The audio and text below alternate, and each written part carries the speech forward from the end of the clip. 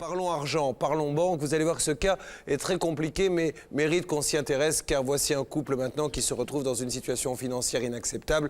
Nous accueillons sur ce plateau pour en parler Nathalie et Laurent. Voici Laurent et Nathalie. Nathalie est ce qu'on appelle une dépensière compulsive. En 18 mois, elle a détourné des chèques destinés à son employeur.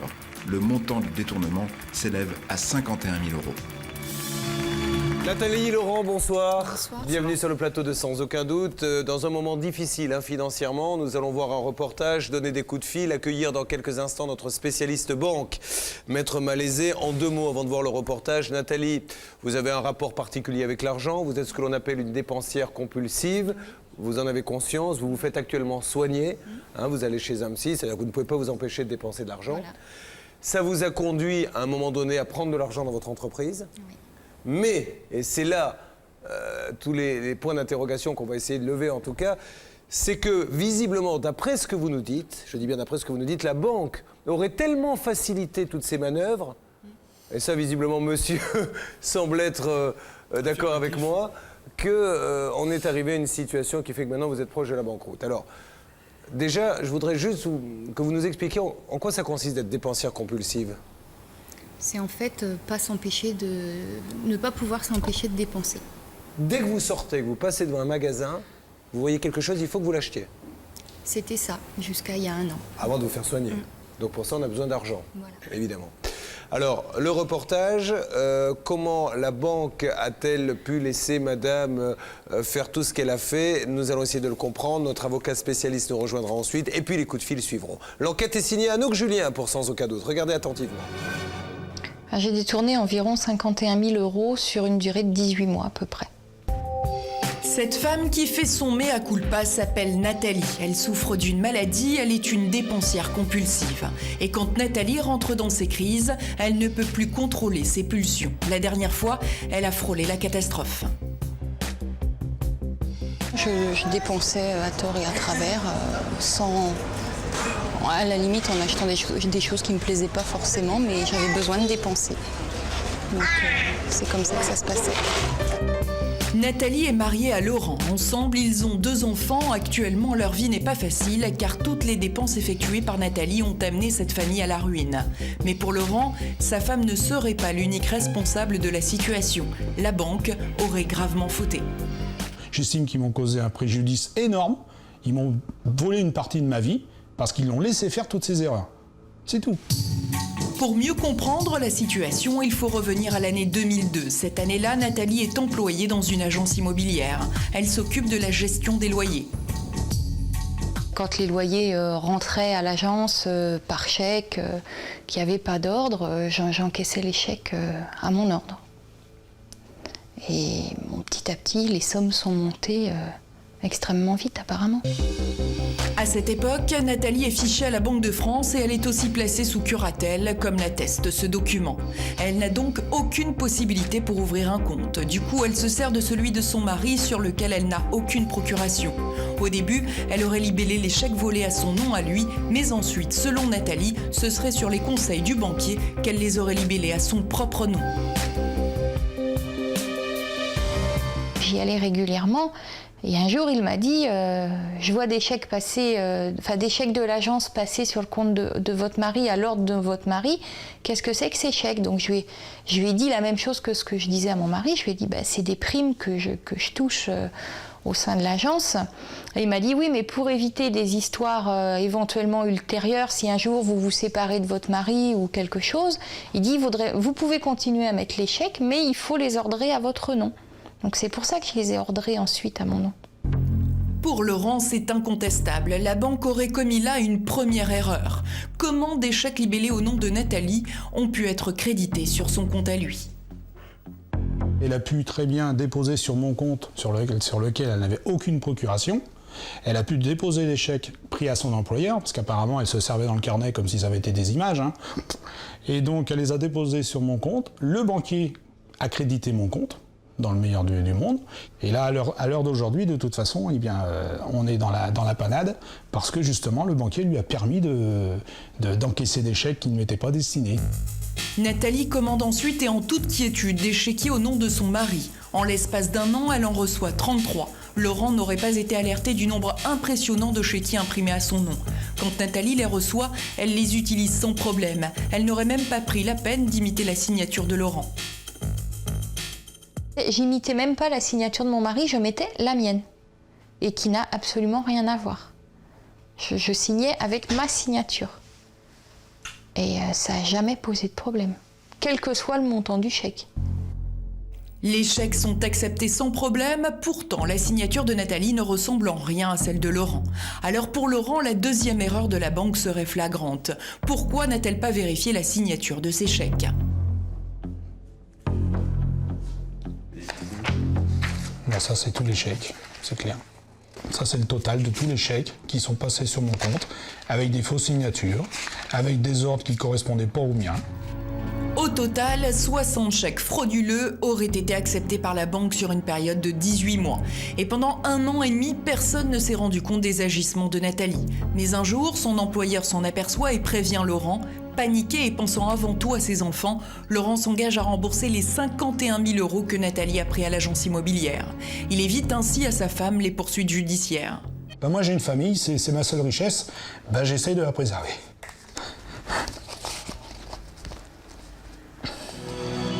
Si Laurent est dans un tel état psychologique, c'est parce qu'il se dit que sa femme malade et suivie médicalement n'aurait pas pu, sans la négligence de la banque, encaisser des chèques volés et dépenser de l'argent provenant d'un compte qui ne lui appartient pas. Il est hors de question que je lâche. Parce qu'autant j'ai un gros cœur, comme je dis, il faut pardonner pour pouvoir avancer, mais il y a des choses que je ne peux pas pardonner. Et ça, c'est clair, il faut que ça soit réglé. Moi, je paye ma note, lui devra payer la sienne. Il est hors de question que je laisse tomber. Tous les mois, Laurent rembourse à l'agence immobilière la somme de 1 524,50 €, ce qui représente la moitié des revenus du couple.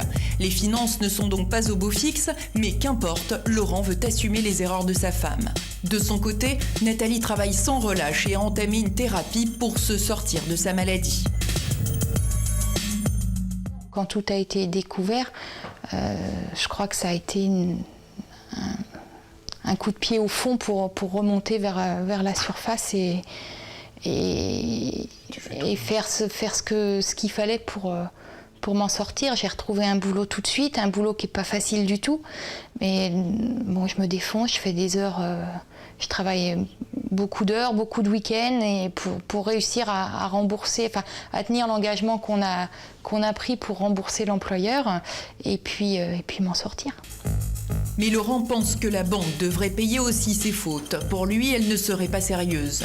Muni d'une caméra cachée, il se rend dans son agence. Le banquier semble bien embarrassé par cette affaire. Mais moi...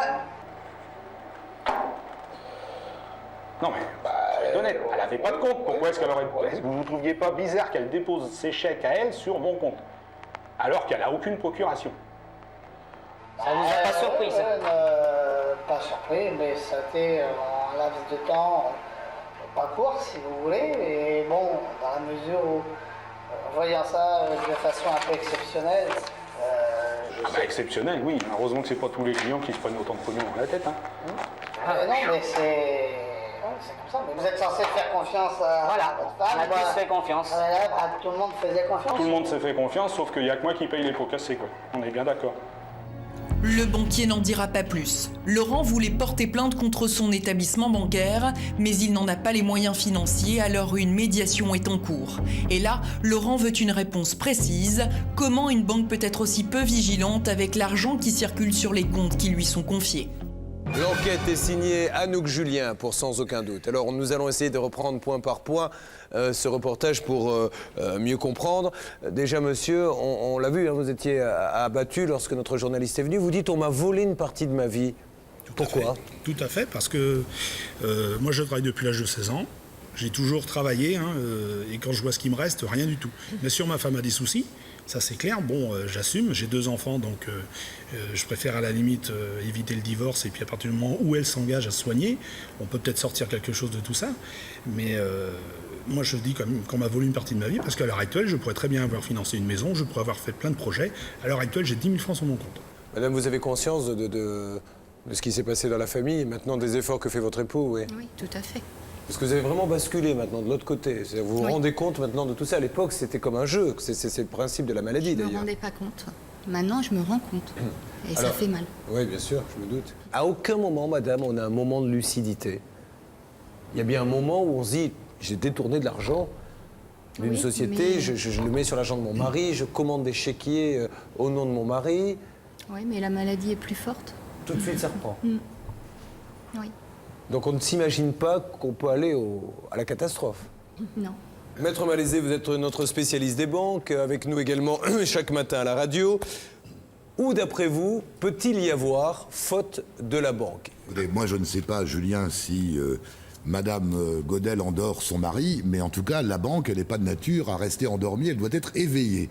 Alors, il y a plusieurs obligations. Quand une banque ouvre un compte bancaire, on en a tous fait l'expérience, la banque vous demande un certain nombre d'éléments. Et c'est généralement à l'occasion d'une rencontre que vous avez avec votre banquier. Ensuite de quoi, le banquier doit vérifier même l'origine des fonds, Julien.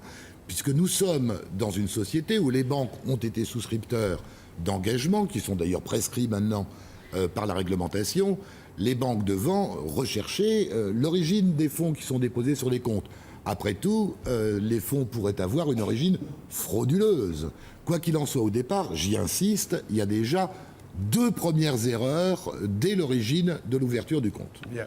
Nous allons maintenant essayer de donner quelques coups de fil et nous allons appeler les banques, hein, évidemment, la banque en question, pour essayer de comprendre comment ont-ils pu faire preuve d'autant de légèreté. Je vous pose la question aujourd'hui, la traditionnelle question, qu'attendez-vous de cette émission sans aucun doute? J'attends que la banque prenne ses responsabilités, la responsabilité de ses erreurs. Tout simplement. Nous allons essayer maintenant de joindre donc le responsable de l'agence. Je demande à la régie de faire le numéro.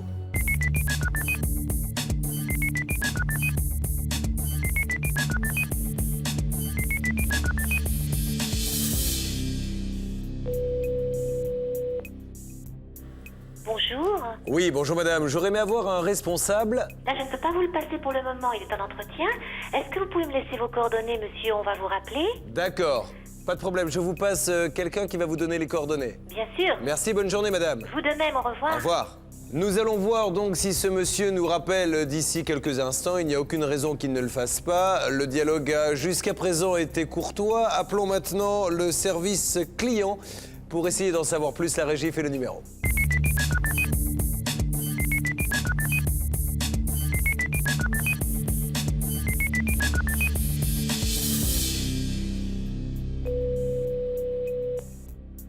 Allô? Oui, bonjour madame. Oui, bonjour monsieur. Julien Courbet de l'émission Sans aucun doute sur TF1. Oui. Pardonnez-moi de vous déranger. Madame, nous sommes en train donc d'essayer d'aider, ou en tout cas de savoir ce qui s'est vraiment passé en ce qui concerne Nathalie et Laurent Godel. Je crois que vous connaissez ce cas. Oui, tout à fait. Voilà. Alors, je voulais simplement que vous arriviez à nous expliquer. On a compris que cette dame était dépensière compulsive, donc elle avait Alors pris... attendez, monsieur. Je vais vous arrêter tout de suite. Je ne vous donnerai aucune information par téléphone. Les informations concernant nos clients sont tout à fait confidentielles. Ils sont là, hein. Mais ce n'est pas une raison. Je ne vous donnerai aucune information par téléphone, monsieur. Parce que madame a Mais commandé monsieur- des chéquiers sur Internet, vous lui avez Monsieur envoyé, a Courbet. imité la signature de son mari, vous avez accepté les chèques, a Monsieur ouvert un Courbet, compte, je ça vous fait beaucoup arrête. Monsieur Courbet, je vous arrête. Les éléments de réponse ont été fournis à monsieur et madame Godel. Monsieur et madame Godel se sont adressés au médiateur. Ils vont avoir une réponse de la part du médiateur et je ne peux pas vous en dire davantage. Merci madame. Je vous en prie. Au revoir, monsieur. Au revoir madame.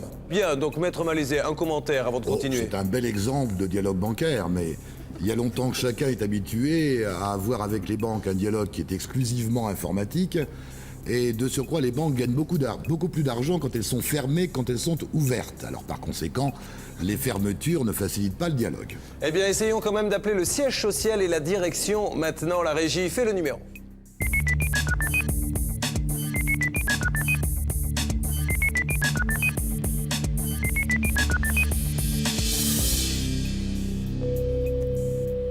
Allô? Allô? Rapidement, Julien Courbet tente d'obtenir auprès de cette responsable des informations d'ordre général sur le fonctionnement d'un compte dans cette banque. Il n'est pas question que dans le cadre de votre casquette médiatique, nous vous donnions des éléments d'ordre général sur le fonctionnement de la banque. Merci. Je vous en prie. Au revoir, madame. Au revoir, monsieur. Maître Malaisé, merci d'avoir participé à ce dossier spécial banque, puisque c'est aussi votre spécialité. Que pouvez-vous conseiller maintenant, en dehors de tout le travail que va tenter de faire l'équipe maintenant, à ce couple? Alors, dans l'immédiat, ils sont tout de même liés par la demande qu'ils ont faite de médiation au sein de la banque. Donc, je leur conseille, dans un premier temps, d'attendre la réponse du médiateur, car s'ils ne l'attendaient pas pour entreprendre une procédure judiciaire, la médiation serait caduque. Je crois, et j'ai bon espoir, Julien, que compte tenu des éléments de fait du dossier, le médiateur saura prendre un certain recul par rapport à la banque elle-même et préconiser une solution amiable. On vous remercie, on vous raccompagne. Maître Malaisé, notre spécialiste banque, que ce soit dans l'équipe de Sans Aucun Doute ou à la radio le matin. Nous allons maintenant essayer d'avoir la direction de la communication de votre banque. Peut-être aurons-nous un interlocuteur. La régie fait maintenant le numéro.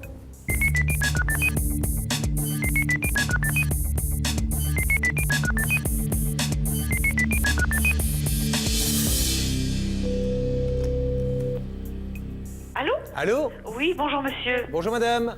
Julien Courbet explique le cas du couple Godel à la directrice de la communication de la banque. Ce dossier, d'après les renseignements que j'ai, que je vais vérifier, a été suivi de longue date, enfin ça fait un certain temps, par nos juristes, par les voies de médiation. Oui. Il y a maintenant d'autres voies de recours, comme les voies judiciaires, si notre client n'accepte pas ce qui a été donné. Vous l'invitez à aller vers une voie judiciaire.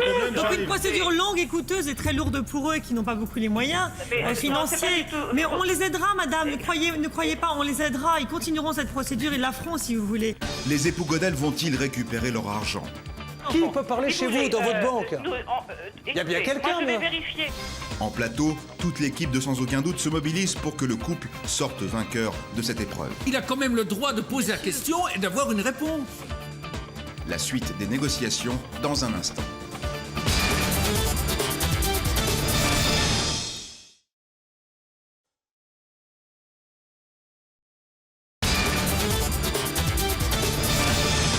Il y a quelques instants, nous recevions Nathalie et Laurent Godel. Nathalie, dépensière compulsive, a détourné près de 51 000 € en falsifiant des chèques. La banque a laissé faire pendant près de 18 mois avant de réagir. En plateau, toute l'équipe de Sans Aucun Doute tente une ultime conciliation. Il y a maintenant d'autres voies de recours, comme les voies judiciaires, si notre client n'accepte pas ce qui a été donné. Vous l'invitez à aller vers une voie judiciaire. Donc une procédure longue et coûteuse et très lourde pour eux qui n'ont pas beaucoup les moyens financiers. Mais on les aidera, madame, ne croyez pas, on les aidera. Ils continueront cette procédure, ils la feront si vous voulez. Je ne suis pas sûre que vous ayez toute l'information sur ce dossier. Alors dites-le-nous, madame. C'est pas à nous de vous la communiquer puisque... Mais si vous pensez, c'est à cause de son épouse qui effectivement est dépensière compulsive, nous le savons. Nous le savons, madame, c'est ça que vous gardez en secret. Cette dame a volé des chèques, tout le monde le sait. Elle nous l'a dit. Il y a une transparence. Il nous l'a confirmé, donc il y a la transparence totale. Elle en a volé pour 51 000 €. Voilà. En opposition avec vous, nous sommes en totale transparence. Et si vous voulez, le drame qu'il y a, madame, c'est que la moitié du salaire de ce monsieur, qui a un tout petit salaire, est en train de disparaître parce qu'effectivement, il se heurte à un refus de communiquer de votre banque à qui il dit « On a tiré sur mon compte des chèques par une personne qui était sous curatelle, qui n'était pas le titulaire du chéquier. » Et qui a imité la signature. Il a quand même le droit de poser la question et d'avoir une réponse. J'attire votre attention sur le fait qu'ils ne peuvent que gagner dans le cadre d'une procédure puisqu'elle était sous curatelle. Donc vous ne pouviez en aucun cas ouvrir un compte. Elle était sous curatelle, donc elle pourra obtenir sans difficulté l'annulation. Je vais vérifier d'abord ce que vous dites. D'accord, vérifiez, madame. C'est normal. Écoutez, on essaie de vous rappeler de toute façon avant la fermeture, et puis sinon on vous rappelle demain, d'accord? Comme vous le souhaitez. Merci, madame. Bonne journée.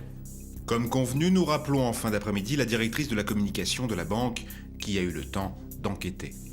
Nous arrivons en fin de journée. Nous avions tout à l'heure proposé à cette directrice de la communication de l'appeler avant qu'elle parte du bureau. La régie fait le numéro à quasiment 19h.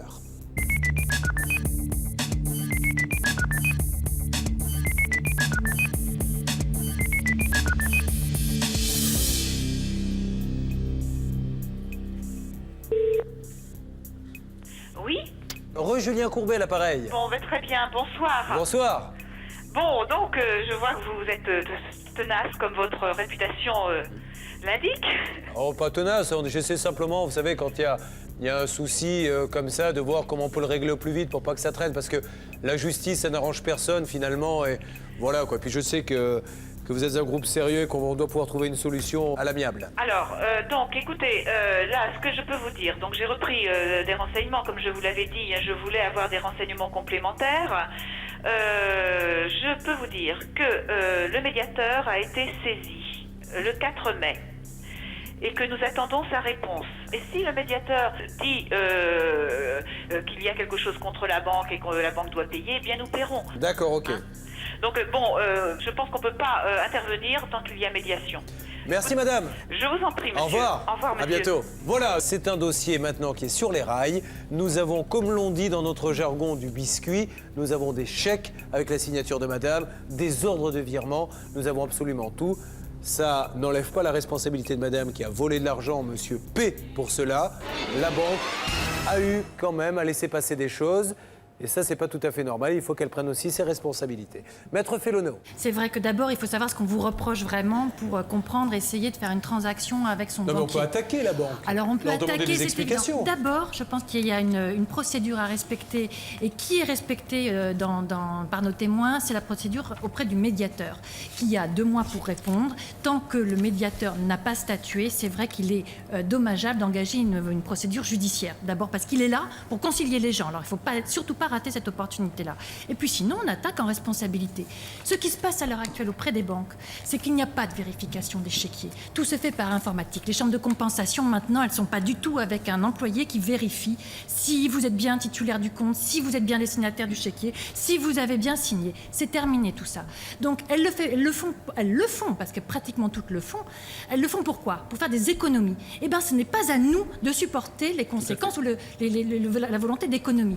Ça crée un risque. Cette façon de faire. Eh bien, le risque, c'est aux banques de l'assumer. C'est certainement pas aux consommateurs, même s'ils sont abusés par un tiers qui leur est proche d'eux. Oui, monsieur. Juste un petit mot, puisqu'on dit qu'ils ne contrôlent plus les chèques, je voudrais savoir dans ce cas-là pourquoi mon contrat stipule que tout chèque déposé au distributeur automatique ou directement au guichet, dans ce cas-là, est vérifié par un être humain.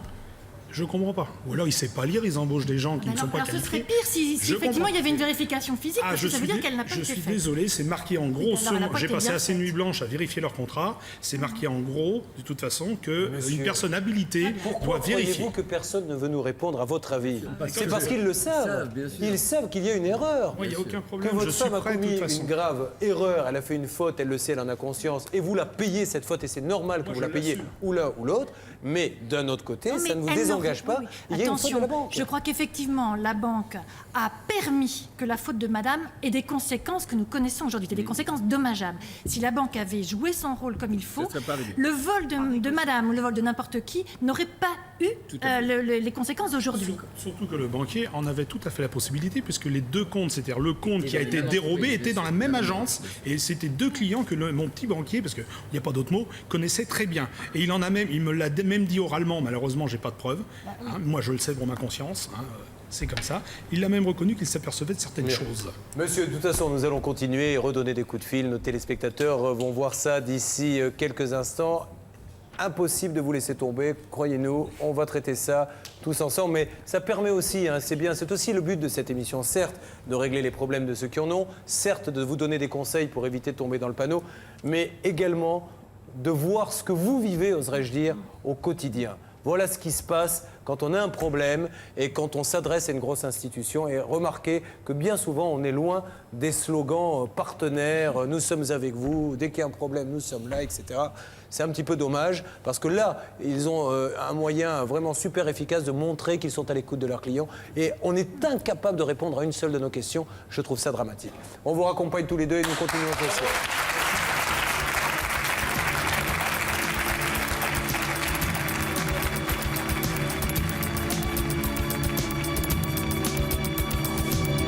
On prend conscience en fait qu'il y a des gens qui nous écoutent et ça c'est énorme. Et puis bon, je voudrais dire une chose, c'est quand même comme l'éternel, mais toujours un grand merci à l'équipe de Julien Courbet.